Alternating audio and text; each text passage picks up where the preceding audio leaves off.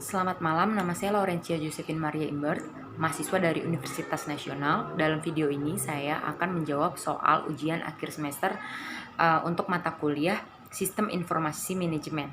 Soal yang pertama, dalam bisnis dibutuhkan knowledge management. Berikan penjelasan lengkap implementasi knowledge management dan berikan contoh kasus penerapan knowledge management di perusahaan. Knowledge management sendiri adalah proses menciptakan, membagikan, menggunakan, dan mengelola suatu pengetahuan dan informasi dari sebuah organisasi. Tujuan utama knowledge management adalah membantu perusahaan dalam penggunaan knowledge dengan efektif. Pada saat ini, manajemen menerapkan knowledge management guna meningkatkan proses operasional dalam perusahaan. Contoh kasusnya adalah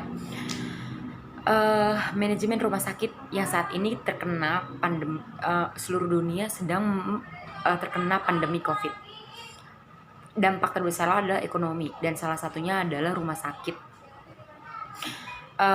Saat ini rumah sakit bukan hanya melayani untuk merawat kesehatan pasien-pasien yang memang sedang sakit, tapi sekarang manajemen rumah sakit membuka pelayanan untuk memberikan surat keterangan untuk bepergian jarak jauh.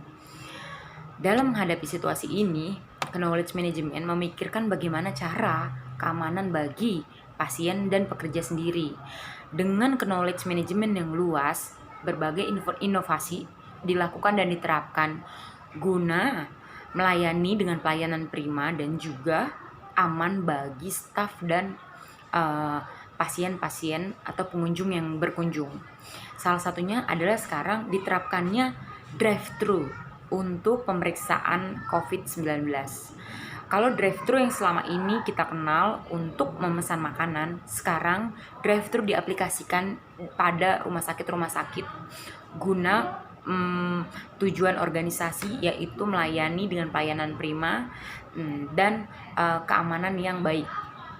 Itu adalah menurut saya jawaban nomor 1. Soal nomor 2, berikan penjelasan lengkap terkait bagaimana intelijensi bisnis dan analitis bisnis dapat mendukung pengambilan keputusan dalam perusahaan. Istilah untuk intelijensi bisnis dan analitis bisnis dengan cara yang lebih sederhana adalah ini tentang membuat keputusan yang lebih baik dalam bisnis dengan menganalisis informasi, biasanya dalam bentuk database dan perangkat lunak lainnya yang menjaring berbagai fakta dan angka dari berbagai bagian bisnis. Jadi gini, menurut saya dengan menganalisis data-data yang ada dalam bentuk database itu bisa menjadikan suatu pemikiran untuk mengambil keputusan bagaimana ke depannya rencana-rencana yang bisa diaplikasikan di masa depan. Soal nomor 3,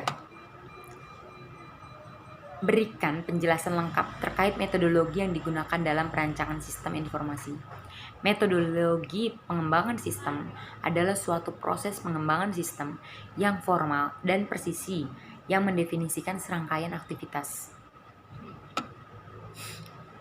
Dan yang nomor 4 adalah sebut dan jelaskan faktor-faktor dari resiko yang utama dalam proyek sistem informasi.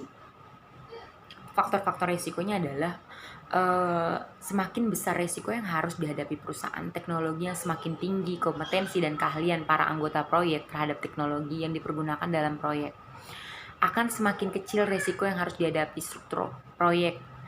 Dikatakan memiliki struktur apabila target output yang ingin dihasilkan tidak berubah sejalan dengan dinamika lingkungan di mana sistem informasi tersebut berada. Demikian jawaban dari soal ujian akhir semester saya untuk mata kuliah Sistem Informasi Manajemen. Terima kasih.